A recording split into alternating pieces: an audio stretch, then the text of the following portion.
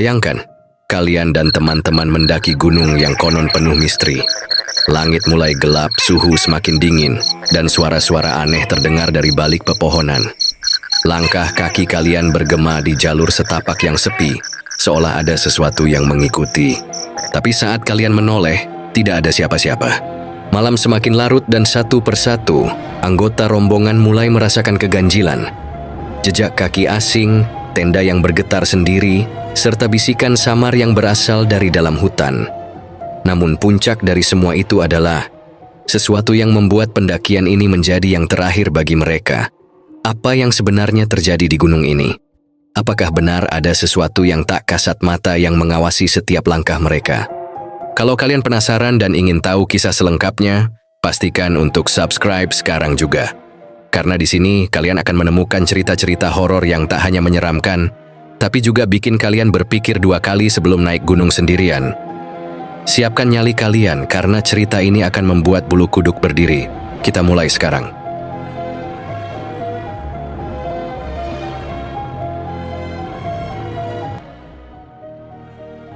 Malam itu, angin berembus lembut di kaki Gunung Tumbal, gunung yang terkenal dengan jalur pendakiannya yang indah, tetapi juga penuh kisah misteri. Banyak yang mengatakan bahwa gunung ini tidak mengizinkan sembarang orang pulang. Beberapa pendaki dilaporkan hilang tanpa jejak, sementara yang berhasil kembali membawa cerita mengerikan yang sulit dipercaya. Namun bagi sekumpulan mahasiswa pecinta alam dari kota, cerita itu hanya mitos belaka, sampai mereka sendiri mengalaminya. Rombongan ini terdiri dari 6 orang. Ardi, pemimpin pendakian yang berpengalaman. Lita, gadis pemberani yang selalu penasaran dengan hal-hal mistis. Dika, pria humoris yang suka bercanda meski dalam situasi serius. Sari, perempuan pemalu yang takut gelap. Bima, pria pendiam, namun paling kuat di antara mereka. Dan Reno, sang perekam dokumentasi yang ingin menjadikan perjalanan ini sebagai konten untuk kanal YouTube mereka. Dari awal, ada sesuatu yang terasa aneh. Saat mereka sampai di base camp, seorang penjaga tua memandangi mereka dengan tatapan tajam. "Kalian yakin mau mendaki malam ini?" tanya si penjaga. Ardi mengangguk mantap. "Iya pak, kami sudah terbiasa mendaki malam." Penjaga itu menghela napas panjang, lalu berbisik, "Kalau kalian mendengar suara yang bukan dari rombongan kalian, tetaplah berjalan, jangan menoleh." Ucapan itu membuat suasana mendadak hening. Dika, yang biasanya banyak bicara pun, hanya menelan ludah. Namun, mereka tetap berangkat, menganggap peringatan itu hanyalah bagian dari mitos yang dilebih-lebihkan. Langkah pertama mereka diawali dengan semangat. Cahaya senter menerangi jalan setapak yang menanjak, diapit oleh pepohonan tinggi yang membentuk lorong gelap di sekeliling mereka. Namun, sekitar 1 jam mendaki, Reno yang berjalan di belakang tiba-tiba berhenti. Tunggu, kalian lihat nggak?" bisiknya yang lain menoleh. "Lihat apa?" tanya Ardi. Reno mengarahkan kameranya ke tanah. Ada jejak kaki, tetapi bukan jejak mereka. Jejak itu tampak lebih kecil, seperti milik seorang anak kecil, dan anehnya jejak itu hanya muncul di satu sisi jalur, seolah seseorang berjalan dengan 1 kaki saja. "Kita lanjut aja. Jangan pikirin yang aneh-aneh," kata Bima, mencoba menenangkan suasana. Mereka pun melanjutkan perjalanan, tetapi semakin dalam mereka masuk ke jalur pendakian, semakin banyak keanehan yang mereka temui. Sekitar 2 jam perjalanan, mereka memutuskan untuk beristirahat sejenak di sebuah tanah lapang. Angin dingin berembus, dan di kejauhan terdengar suara burung hantu. Reno menyalakan kamera untuk merekam suasana sekitar. Namun, saat ia memutar ulang rekaman, wajahnya mendadak pucat. Kalian dengar nggak?" gumamnya sambil memutar ulang video. Di dalam rekaman terdengar suara samar yang tidak berasal dari mereka. Suara seperti anak kecil yang tertawa pelan. Lita langsung merinding. "Jangan bercanda, Ren. Aku nggak bercanda. Ini ada di rekaman." Ardi mengambil alih ponsel Reno dan mendengarkan ulang. Memang benar suara itu ada, terdengar samar tetapi cukup jelas seperti berasal dari dekat mereka. Sari mulai gemetar. Kita nggak sendirian di sini." Bima berdiri, menyalakan senter ke arah pepohonan. "Nggak ada siapa-siapa, jangan panik dulu." Namun, tepat saat Bima mengarahkan senter ke salah satu sudut hutan, mereka semua melihatnya. Di antara batang pohon besar berdiri sosok kecil, seorang anak. Bajunya lusuh dan kotor, rambutnya panjang menutupi wajahnya. Tidak ada yang bergerak, tidak ada yang berani berbicara. Sosok itu hanya berdiri diam, tidak mendekat, tetapi juga tidak pergi. "Jangan lihat matanya," bisik Lita tiba-tiba. Ardi menarik napas dalam. "Jalan sekarang." Tanpa bertanya lebih lanjut, mereka semua mengangkat ransel dan melanjutkan perjalanan dengan langkah cepat. Namun, baru beberapa meter berjalan, suara langkah kaki lain terdengar mengikuti mereka dan semakin mendekat. Lita yang berjalan di belakang tanpa sadar menoleh ke bawah. Napasnya tercekat. Jejak kaki yang tadi hanya ada satu, kini bertambah banyak. Bukan hanya satu jejak kecil, tetapi beberapa. Seperti ada lebih dari satu anak yang mengikuti mereka. Ia ingin berteriak tetapi mulutnya terasa keluh. Mereka terus berjalan tanpa menoleh, mengikuti instruksi si penjaga tadi. Namun, langkah-langkah itu semakin dekat, seolah mengejar mereka. Akhirnya setelah hampir 1 jam berjalan dalam ketakutan, mereka tiba di pos pendakian pertama. Mereka langsung duduk dan mengatur napas. Tidak ada suara langkah lagi. Tidak ada sosok anak kecil.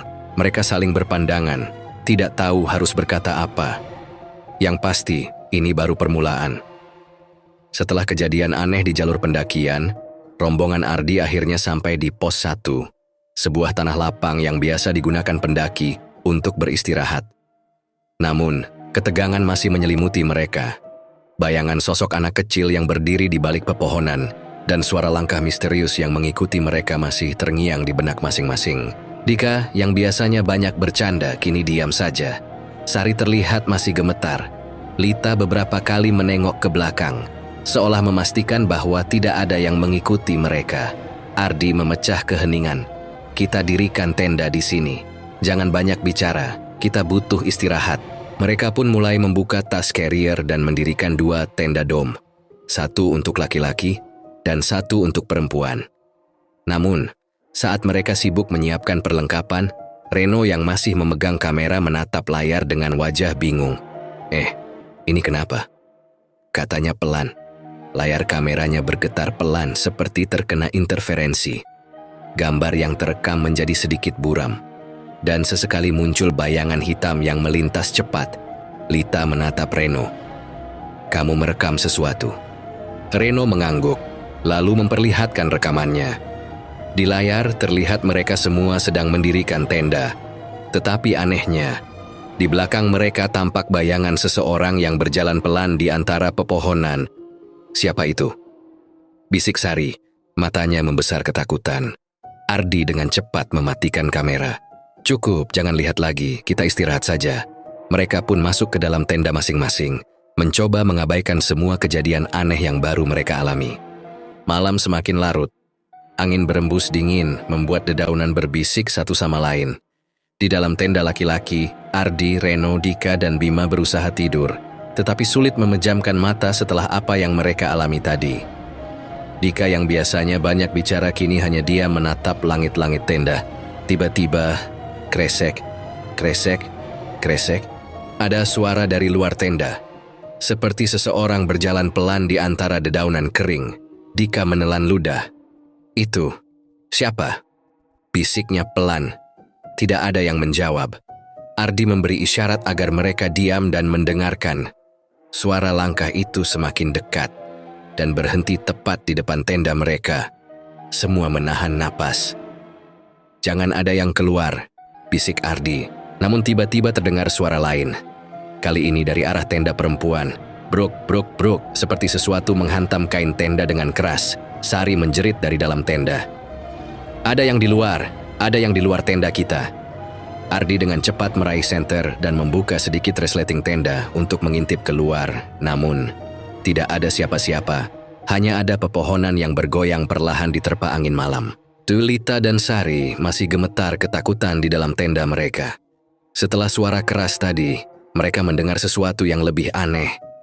Tenda mereka mulai bergetar sendiri.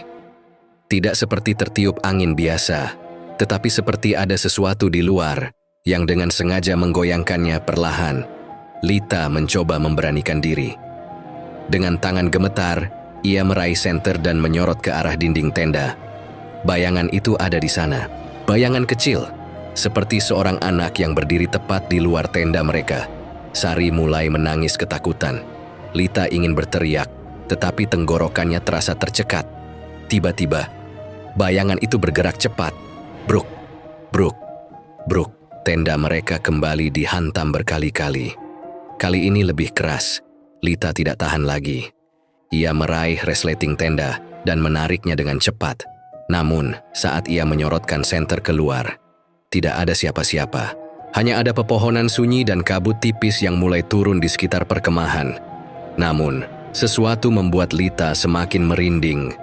Di tanah, ada jejak kaki kecil yang mengelilingi tenda mereka. Ardi dan yang lain segera menghampiri tenda perempuan.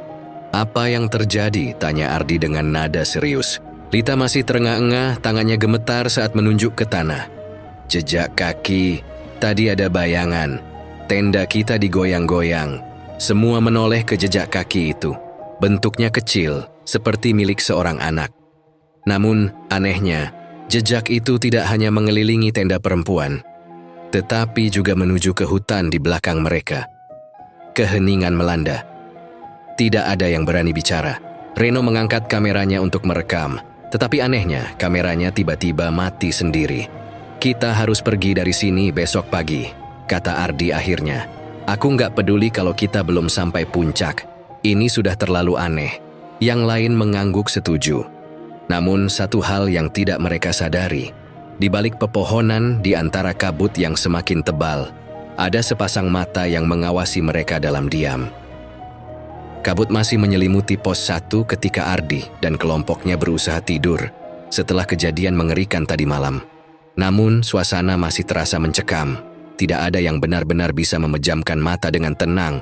Di luar, suara dedaunan yang tertiup angin sesekali terdengar, tetapi ada satu hal yang aneh. Biasanya jika ada orang berjalan di tanah berpasir dan dedaunan kering, pasti akan terdengar suara langkah kaki. Namun kali ini, tidak ada suara sama sekali. Seolah-olah sesuatu sedang bergerak di luar, tetapi tidak meninggalkan bunyi sedikit pun. Saat fajar mulai menyingsing, Ardi keluar dari tenda dengan wajah lelah. Sinar matahari yang seharusnya membawa rasa nyaman, justru terasa dingin dan tidak biasa. "Bangun, kita harus turun sekarang," katanya tegas. Lita dan Sari yang masih ketakutan segera berkemas, begitu juga dengan Dika, Bima, dan Reno. Mereka tidak ingin berada di gunung ini lebih lama lagi. Namun, saat mereka hendak mencabut pasak tenda, sesuatu membuat mereka terpaku. Jejak kaki kecil yang semalam mereka lihat, kini bertambah banyak, bukan hanya mengelilingi tenda mereka, tetapi juga mengarah ke dalam hutan yang lebih dalam. "Ini dari mana asalnya?" bisik Reno sambil merekam jejak itu dengan kameranya. Bima menelan ludah. "Kita nggak boleh lama-lama di sini. Ayo jalan." Ardi mengangguk. "Kita turun sekarang." Namun, sebelum mereka sempat melangkah, sesuatu membuat mereka merinding. Jejak kaki mereka sendiri tidak ada. Seharusnya, setelah semalaman berlalu, jejak sepatu mereka yang bolak-balik ke berbagai arah masih terlihat di tanah. Namun tidak ada satupun jejak mereka yang tersisa. Seolah-olah tanah telah menghapus keberadaan mereka di tempat itu. Sari mulai gemetar. Ini nggak masuk akal." Ardi menggenggam bahunya, berusaha menenangkannya. "Jangan panik, kita tetap tenang dan segera turun." Mereka pun bergegas meninggalkan pos 1 dengan langkah lebih cepat dari biasanya. Namun semakin mereka berjalan, semakin banyak keanehan yang terjadi. Setelah hampir 1 jam berjalan, Ardi mulai merasa ada yang tidak beres. Jalur yang mereka lalui terasa familiar, terlalu familiar. Ia berhenti dan menoleh ke belakang. "Tunggu, kita tadi sudah lewat sini, kan?" Yang lain juga menyadarinya. Batu besar yang mereka lewati beberapa menit lalu, kini ada di depan mereka lagi. "Jangan bercanda, Ard," kata Dika dengan wajah tegang. "Aku nggak bercanda." Mereka semua saling berpandangan. Gunung ini seolah sedang bermain-main dengan mereka. Lita menelan ludah. "Mungkin kita harus mencoba jalur lain." Mereka pun mencoba jalur lain, namun anehnya, setiap kali mereka berjalan beberapa ratus meter, mereka kembali ke titik yang sama. Seolah-olah gunung ini tidak mengizinkan mereka pergi. Saat mereka berusaha mencari jalan keluar, Reno yang berjalan di belakang tiba-tiba berhenti. Ia merasa ada sesuatu yang aneh. Biasanya, saat berjalan bersama rombongan, suara langkah kaki akan terdengar dari berbagai arah. Namun, kali ini hanya ada suara langkah kaki mereka sendiri. Reno mencoba mendengarkan lebih seksama. Benar, hanya ada 5 pasang langkah, padahal mereka berenam. Napas Reno tercekat. Ia segera menoleh ke belakang dan melihat sesuatu yang membuatnya hampir berteriak. Di antara rombongan mereka, ada satu sosok yang tidak seharusnya ada. Seorang anak kecil berjalan di antara mereka. Tanpa suara, pakaiannya lusuh, kotor, dan wajahnya tertutup rambut panjang. Reno ingin memberitahu yang lain, tetapi mulutnya seolah terkunci. Ia mencoba melangkah mundur, namun anak itu tiba-tiba menoleh ke arahnya. Matanya kosong, pucat, tanpa ekspresi. Namun yang paling mengerikan adalah anak itu tidak memiliki kaki. Dia melayang, tetapi tetap meninggalkan jejak di tanah. Reno akhirnya berhasil membuka mulutnya. "Lari!" Yang lain terkejut, tetapi saat mereka melihat ke arah yang sama, mereka langsung panik. Anak itu mulai berlari ke arah mereka. Tidak ada lagi yang berpikir 2 kali. Mereka semua berlari secepat mungkin, menuruni jalur pendakian. Tidak peduli apakah mereka tersesat atau tidak, napas mereka memburu. Jantung mereka berdetak kencang, namun suara langkah anak itu tidak terdengar sama sekali. Tidak ada suara, tidak ada desahan napas, hanya keheningan yang menakutkan. Namun, saat Ardi menoleh ke belakang, anak itu sudah tidak ada. Mereka berhenti berlari, mencoba mengatur napas. Namun sebelum mereka sempat merasa lega, terdengar suara yang membuat darah mereka membeku. Suara seorang anak kecil. "Kenapa kalian mau pulang? Bukankah kita baru mulai bermain?" Suara itu datang dari depan mereka. Mereka semua menoleh. Di tengah jalur pendakian, berdiri anak kecil itu. Dengan senyum yang perlahan melebar, lebih lebar dari manusia normal. Sari menjerit. Lita hampir pingsan. Reno melempar kameranya karena tidak sanggup merekam lagi. Ardi berusaha berpikir jernih. Kita harus terus berjalan, jangan menatap matanya. Namun, jalur di depan mereka tiba-tiba berubah. Jalur yang tadi jelas terlihat kini tertutup kabut tebal. Pohon-pohon seolah bergerak, menghalangi jalan keluar. Seolah-olah gunung ini benar-benar ingin mereka tetap tinggal. Tidak ada lagi jalan turun, tidak ada lagi cara untuk kembali. Mereka telah masuk ke dalam permainan gunung ini. Dan kini, giliran gunung yang menentukan nasib mereka. Kabut semakin tebal.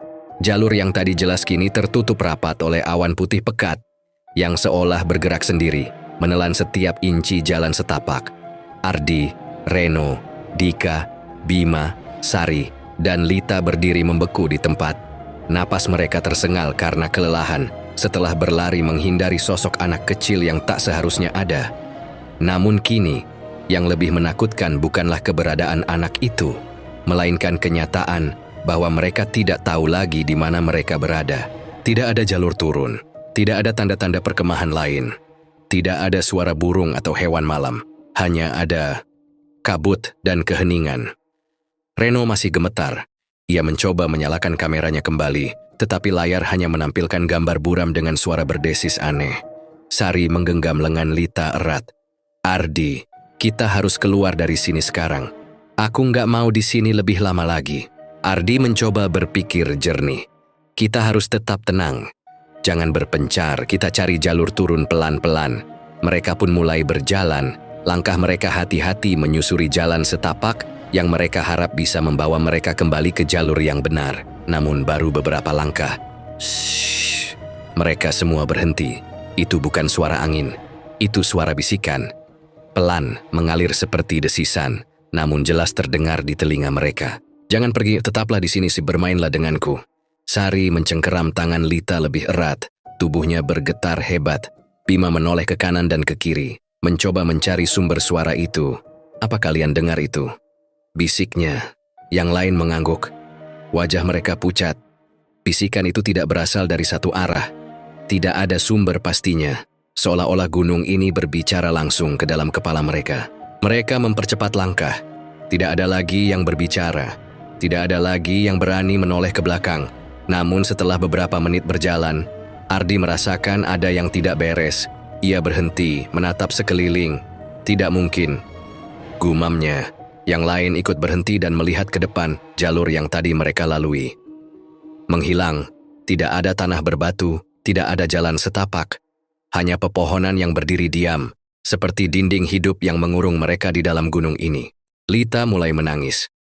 Kita tersesat, kita benar-benar tersesat. Dika mencoba menenangkan. Tenang, Li, kita pasti bisa keluar. Namun sebelum ia menyelesaikan kalimatnya, kriik, ada suara dari dalam kabut, seperti langkah kaki, tetapi terdengar aneh. Bukan langkah kaki manusia, lebih menyerupai suara sesuatu yang diseret di atas tanah. Dan suara itu semakin mendekat. Kiai Ardi mengangkat tangannya, memberi isyarat agar semua tetap diam. Namun Reno tidak tahan. Dengan tangan gemetar, ia mengangkat kameranya dan mencoba menyorot ke arah kabut. Di layar awalnya hanya ada putih pekat. Namun kemudian, sesuatu muncul, sebuah bayangan hitam tinggi, berdiri di antara pepohonan, menghadap langsung ke arah mereka. Sari menutup mulutnya agar tidak menjerit. Lari, bisik Ardi. Namun sebelum mereka bisa bergerak, bayangan itu menghilang. Tidak ada suara, tidak ada gerakan, hanya keheningan yang semakin menyesakkan. Namun satu hal yang membuat mereka merinding lebih dalam. Bayangan itu kini berada lebih dekat, tanpa suara, tanpa langkah, ia semakin mendekat. Ketakutan mereka pecah. Tanpa berpikir panjang, mereka berlari secepat mungkin, menerobos kabut tanpa peduli kemana arah tujuan mereka. Lita terjatuh, tetapi Dika dengan cepat membantunya bangkit. Mereka tidak peduli lagi. Yang terpenting adalah menjauh dari apapun yang ada di balik kabut itu.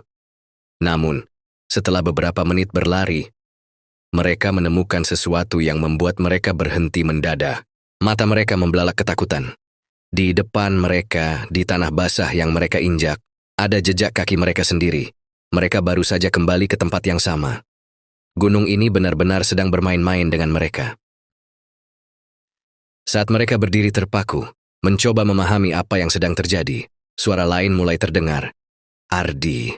Mereka semua terdiam. Itu bukan suara siapapun di antara mereka. Itu suara perempuan. Memanggil nama Ardi. Suaranya pelan, hampir seperti bisikan, tetapi jelas terdengar di antara kabut. Ardi menoleh, matanya liar mencari sumber suara itu. Ardi, jangan pergi. Tetaplah di sini. Sari mulai menangis. Jangan dengarkan Art, tolong. Kita harus pergi. Namun, suara itu semakin dekat. Ardi, aku di sini. Dan saat Ardi menoleh ke belakang, sosok itu berdiri tepat di belakangnya. Ardi tidak bisa bergerak. Napasnya tercekat. Sosok perempuan itu berdiri dengan wajah pucat, matanya hitam pekat, dan mulutnya tersenyum lebar. Namun yang lebih menyeramkan, sosok itu memiliki wajah yang mirip dengan Lita. Lita menjerit. Yang lain langsung menarik Ardi dan kembali berlari. Kali ini, mereka tidak peduli kemana. Mereka hanya tahu satu hal. Mereka harus keluar dari sini. Sekarang, namun apakah gunung ini akan membiarkan mereka pergi? Atau mereka sudah terjebak selamanya? Kabut belum juga menipis. Hanya ada keheningan mencekam yang membuat napas terasa berat. Ardi, Reno, Dika, Bima, Sari, dan Lita masih berlari tanpa arah, mencoba menghindari sosok menyeramkan yang mereka lihat sebelumnya. Namun, di tengah pelarian mereka mulai menyadari sesuatu yang lebih mengerikan. Hutan ini tidak diam. Pohon-pohon yang tadi mereka lewati kini terlihat berbeda. Beberapa tampak lebih rapat seolah mendekat sendiri.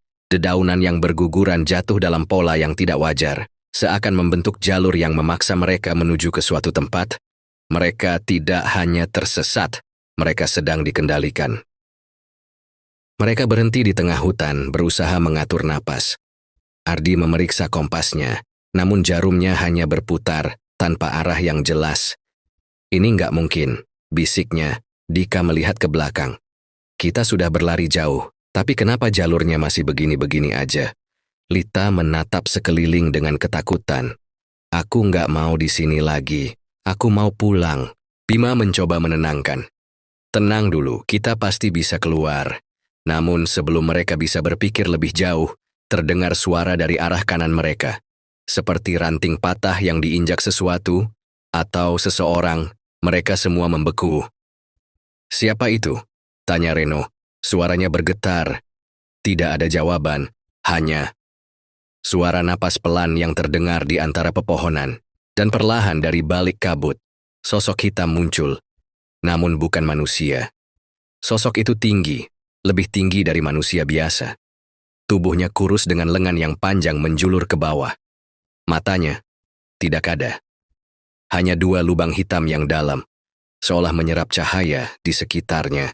Lita menutup mulutnya agar tidak menjerit. Sari mulai menangis pelan. Ardi menelan ludah. "Kita harus pergi sekarang." Namun saat mereka mulai mundur, sesuatu yang lebih aneh terjadi. Pohon-pohon di sekitar mereka bergerak. Bukan hanya dahan yang bergoyang, tetapi seluruh batang pohon berderak, seolah merintangi jalan mereka. Satu persatu pepohonan itu semakin rapat, membuat jalan mereka semakin sempit. Seakan hutan ini hidup, dan hutan ini tidak ingin mereka pergi. Bima menarik tangan Lita, mencoba mencari celah di antara pepohonan yang bergerak. "Ayo cepat." Namun, semakin mereka mencoba lari, semakin banyak bayangan hitam bermunculan di sela-sela pohon. Mereka tidak sendirian. Reno menyorotkan lampu senter ke sekeliling. Namun yang terlihat bukanlah hutan biasa. Di antara pepohonan, terdapat wajah-wajah pucat dengan mata kosong, mengintip dari balik batang kayu. Beberapa wajah itu tampak familiar. Sari tercekat. Itu wajah kita. Benar. Di antara wajah-wajah menyeramkan itu, mereka bisa melihat bayangan diri mereka sendiri, dengan ekspresi kosong dan tubuh yang diam membeku. Seolah mereka sudah mati di sini. Tidak ada pilihan lain. Mereka berlari ke satu-satunya jalur yang masih terbuka. Namun, saat mereka berlari, suara bisikan itu kembali terdengar. "Jangan pergi. Kalian adalah bagian dari kami sekarang." Kabut semakin pekat. Napas mereka semakin berat. Dan tiba-tiba, mereka sampai di sebuah tempat yang aneh. Sebuah pohon besar berdiri di tengah-tengah tanah lapang yang gelap. Pohon itu berbeda dari yang lain. Kulitnya hitam legam dan dari celah batangnya mengalir cairan merah pekat seperti darah. Di sekitar pohon itu ada sesuatu yang membuat mereka ingin menjerit. Mayat-mayat para pendaki yang hilang. Beberapa masih mengenakan pakaian lengkap, tetapi wajah mereka pucat dengan mata yang kosong. Dan yang lebih mengerikan, beberapa mayat itu memiliki wajah yang sangat mirip dengan mereka, seolah mereka telah mati di tempat ini, tetapi masih hidup dalam tubuh mereka saat ini. Ardi menggenggam tangan Sari erat. "Kita nggak boleh tinggal di sini, kita harus cari jalan keluar." Tiba-tiba, pohon itu bergerak, batangnya retak, dan dari celahnya, muncul tangan-tangan hitam panjang yang menjulur ke arah mereka. Lita berteriak. Reno mundur dengan wajah ketakutan. Namun sebelum mereka bisa lari, sesuatu terjadi. Tanah di bawah mereka tiba-tiba runtuh, menelan tubuh mereka satu persatu. Mereka mencoba berteriak, tetapi suara mereka tertelan oleh kegelapan. Dan saat kesadaran mulai menghilang, bisikan itu berubah menjadi tawa. Mereka kini benar-benar berada dalam genggaman hutan ini. Gelap, tidak ada suara, tidak ada cahaya, hanya kehampaan yang mengurung mereka dalam kegelapan pekat. Ardi mencoba membuka matanya, tetapi ia tidak bisa melihat apapun. Tangannya meraba-raba tanah di bawahnya, terasa dingin dan lembab seperti tanah basah yang baru digali. Suara napasnya menggema terlalu lama, seolah ruangan ini lebih besar dari yang bisa ia bayangkan. Reno, Dika, Bima, Lita, Sari, tidak ada jawaban. Ia sendirian. Ardi berusaha bangkit tetapi tubuhnya terasa berat, seolah sesuatu menahannya. Ia mencoba mengatur napas, berusaha tetap tenang meskipun pikirannya dipenuhi ketakutan. Tiba-tiba, terdengar suara di kejauhan. Ardi, ia menoleh, tetapi tidak ada siapa-siapa. Namun suara itu bukan berasal dari satu titik, itu berasal dari mana-mana. Seakan suara itu berbisik dari dinding-dinding kegelapan yang mengelilinginya. "Kau tidak bisa keluar dari sini. Kau adalah bagian dari kami sekarang." Ardi merasakan jantungnya berdebar lebih cepat. Ia harus menemukan yang lain. Ia mulai berjalan, meskipun setiap langkahnya terasa semakin berat. Kakinya seolah tenggelam dalam tanah, seperti berjalan di lumpur yang semakin lama semakin dalam. Dan saat ia melangkah lebih jauh, ia melihat sesuatu. Di kejauhan samar-samar, ada sesuatu yang muncul dari dalam kegelapan. Semakin ia mendekat, bentuknya semakin jelas. Wajah-wajah, puluhan. Tidak, ratusan wajah pucat yang menggantung di udara, tanpa tubuh, tanpa mata. Hanya wajah yang tersenyum kosong, menghadap langsung ke arahnya. Ardi terpaku. Kakinya tidak bisa bergerak. Wajah-wajah itu mulai berbisik. Kembalilah, tetaplah di sini, Ardi mundur. Namun tiba-tiba wajah-wajah itu bergerak lebih dekat, dan salah satunya berubah. Itu wajahnya sendiri. Ardi menjerit dan berlari tanpa arah, mencoba menjauh dari wajah-wajah itu. Namun, semakin ia berlari, semakin ia merasa kegelapan ini semakin padat, seperti menyatu dengan tubuhnya. Lalu ia mendengar suara lain, suara langkah kaki. Bukan miliknya. Ardi berhenti menahan napas. Lita?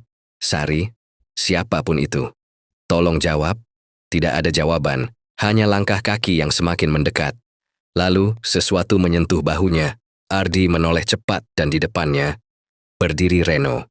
Namun wajah Reno tampak aneh, matanya kosong, tubuhnya kaku, dan mulutnya terus bergerak meskipun tidak ada suara yang keluar.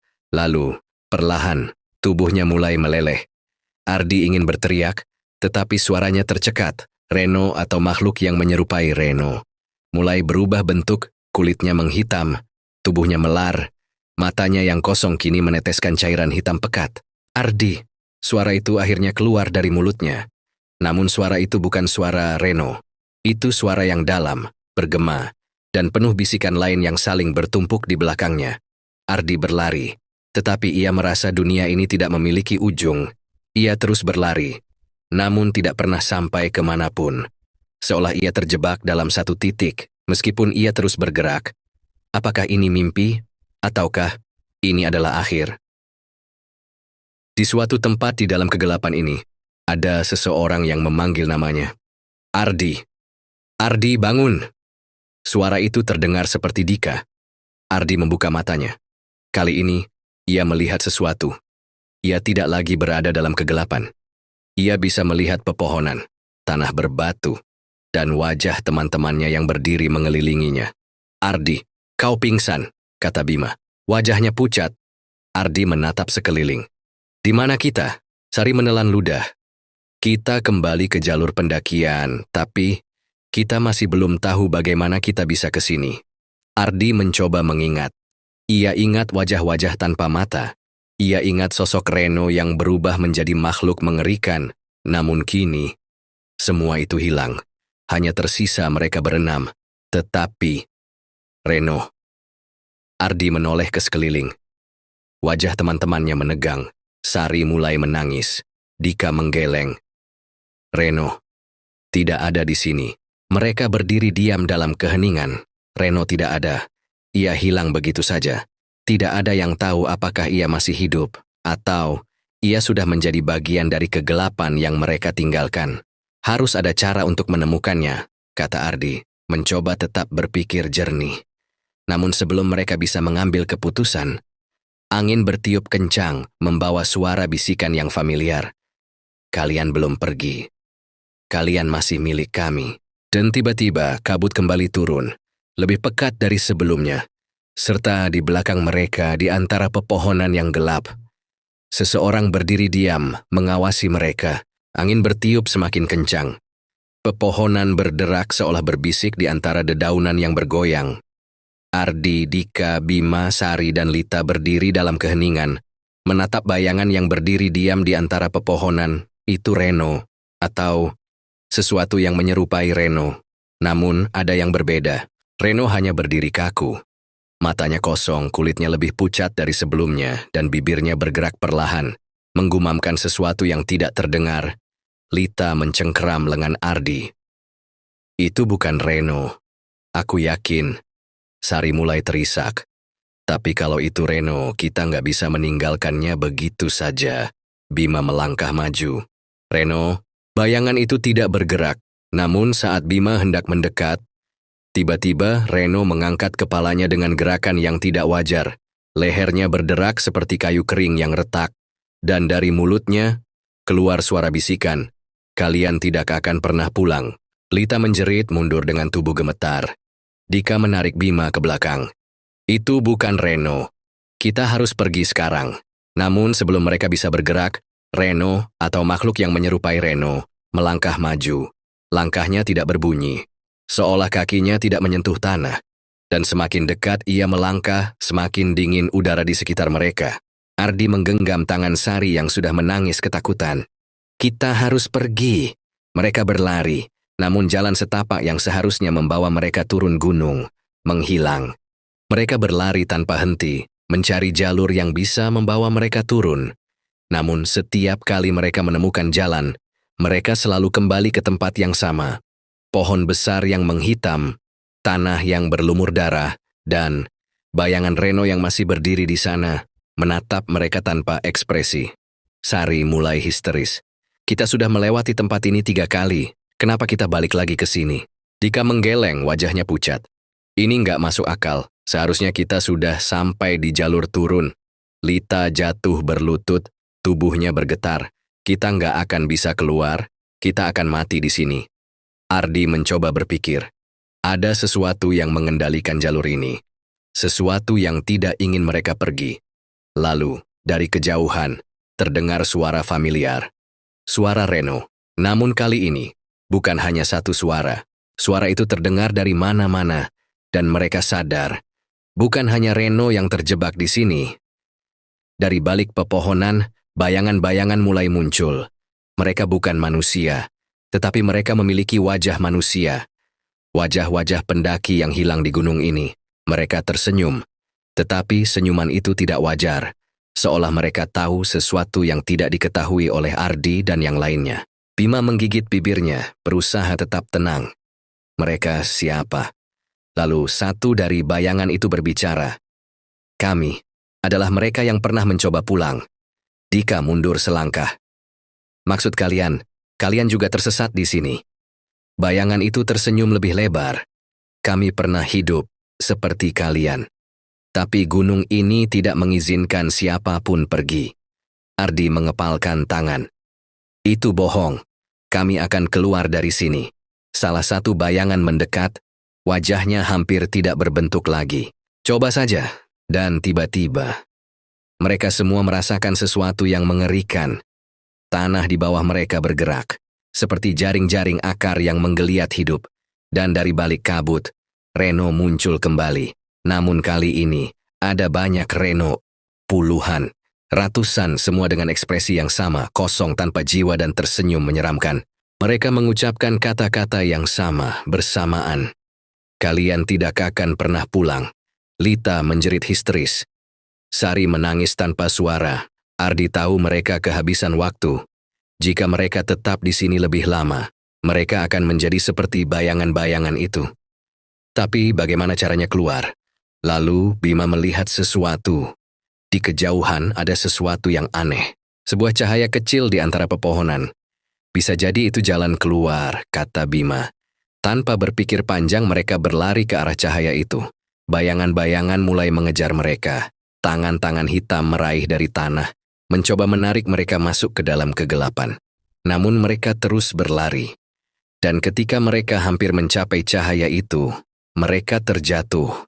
Saat Ardi membuka matanya, ia merasakan tanah kering di pipinya. Matahari menyilaukan. Udara dingin pegunungan kembali terasa nyata. Ia menoleh melihat Dika, Bima, Sari, dan Lita terbaring di sekitarnya. Mereka kembali ke jalur pendakian. Jalur yang benar, jalur yang seharusnya membawa mereka turun sejak tadi. Namun tidak ada yang berbicara. Mereka masih terengah-engah seolah tidak percaya mereka masih hidup. Namun, satu hal yang membuat mereka diam. Di antara mereka, tidak ada Reno. Dan lebih mengerikan lagi, di pergelangan tangan masing-masing ada bekas tangan hitam yang mencengkeram erat, seolah sesuatu baru saja melepaskan mereka. Namun, apakah benar mereka telah bebas? Langit sudah mulai terang ketika Ardi membuka matanya. Udara pagi terasa dingin, namun tidak seperti dinginnya kegelapan yang tadi hampir menelan mereka. Ia bisa mendengar suara burung, angin yang berdesir di antara pepohonan, dan suara langkah kaki yang menggema di jalur pendakian. Namun tubuhnya terasa berat. Ia menoleh ke samping dan melihat yang lain masih terbaring. Dika, Bima, Sari, dan Lita. Mereka semua ada di sini. Ardi menggerakkan tubuhnya dengan susah payah. merasakan sesuatu yang aneh di pergelangan tangannya. Ketika ia melihat ke bawah, matanya membelala. Di sana, ada bekas jari-jari hitam yang mencengkeram kulitnya. Sama seperti yang lain, bekas itu terasa dingin, seolah sesuatu masih melekat di tubuh mereka. Ardi, suara Sari bergetar. Apa kita benar-benar sudah keluar? Bima memeriksa sekeliling. Jalur ini benar-benar jalur pendakian yang mereka lalui saat naik kemarin. Tidak ada kabut, tidak ada suara bisikan, dan tidak ada lagi bayangan mengerikan. Namun, ada sesuatu yang terasa salah. Lita menggigit bibirnya. Kalau kita benar-benar keluar, kenapa aku merasa kita masih diawasi? Mereka saling berpandangan. Lalu, tanpa ada yang ingin membahas lebih lanjut, mereka bergegas turun. Setelah perjalanan panjang, akhirnya mereka sampai di base camp. Para pendaki lain dan petugas terlihat beraktivitas seperti biasa. Tidak ada yang aneh, namun saat mereka tiba di pos registrasi, seorang petugas menghampiri mereka dengan ekspresi bingung. "Kalian Daeng siapa?" Ardi mengerutkan kening.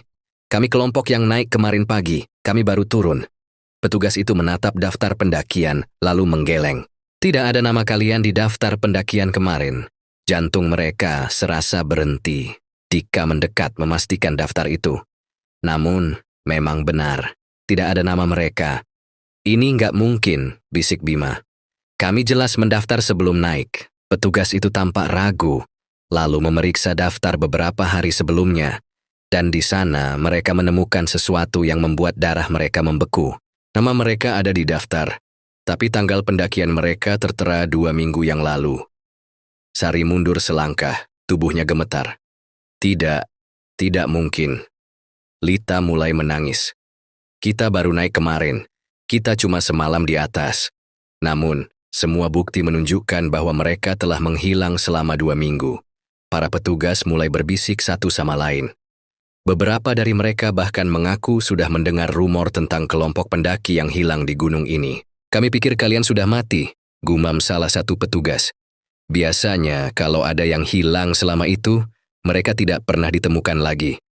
Ardi tidak bisa berkata-kata. Lalu, sesuatu menghantam pikirannya. Reno. Ia meraih lengan petugas. "Bagaimana dengan Reno? Apa ada yang menemukannya?" Petugas itu menggeleng. "Kami hanya menemukan jejak kaki yang mengarah ke dalam hutan, tetapi tidak ada tanda-tanda kehidupan." Setelah memberikan laporan, mereka akhirnya diperbolehkan pulang. Namun, perjalanan kembali ke rumah terasa aneh. Kota mereka masih sama, rumah-rumah masih berdiri di tempat yang sama, dan orang-orang masih menjalani kehidupan seperti biasa. Tetapi, bagi mereka berlima, semuanya terasa berbeda. Mereka mulai mengalami mimpi buruk, mimpi tentang gunung itu, mimpi tentang Reno yang masih terjebak di sana. Dan lebih aneh lagi, setiap pagi ketika mereka bangun, bekas tangan hitam di pergelangan mereka tidak pernah hilang, seolah gunung itu masih memiliki jejak mereka, seolah mereka belum benar-benar pulang. Suatu malam, Ardi terbangun karena ponselnya bergetar. Ia mengerjap melihat layar yang menyala redup di kamarnya yang gelap. Sebuah pesan masuk dari nomor yang tidak dikenal. Dengan tangan gemetar, ia membuka pesan itu. Dan hanya ada satu kalimat yang muncul di layar. "Kalian belum benar-benar pergi." Di saat yang sama, ponselnya berdering. Panggilan masuk dari nomor yang sama. Dan ketika Ardi mengangkatnya, ia mendengar suara yang sudah tidak asing lagi. "Ardi, tolong aku. Aku masih di sini." Suara itu milik Reno. Ardi menjatuhkan ponselnya, napasnya tersengal. Ia mencoba meyakinkan dirinya bahwa ini hanya ilusi. Namun, saat ia menatap cermin di seberang kamarnya, ia melihat sesuatu yang membuat tubuhnya membeku. Bayangan hitam berdiri di belakangnya. Tersenyum. Beberapa bulan setelah kejadian itu, kelompok mereka mulai jarang bertemu. Bukan karena mereka tidak ingin, tetapi karena sesuatu selalu terjadi setiap kali mereka bersama. Lampu berkedip. Bayangan muncul di sudut mata. Dan setiap kali mereka mencoba melupakan kejadian di gunung itu, mimpi buruk selalu membawa mereka kembali. Reno masih hilang. Tetapi entah bagaimana mereka merasa Reno tidak benar-benar hilang. Ia masih ada di suatu tempat di antara dunia mereka dan dunia yang tidak seharusnya mereka masuki. Apakah mereka benar-benar sudah keluar dari kengerian gunung itu? Ataukah sesuatu telah ikut bersama mereka? Jika kalian suka cerita ini, jangan lupa like, komen, dan subscribe. Dan ingat, jangan pernah mendaki gunung yang tidak mengizinkan pulang.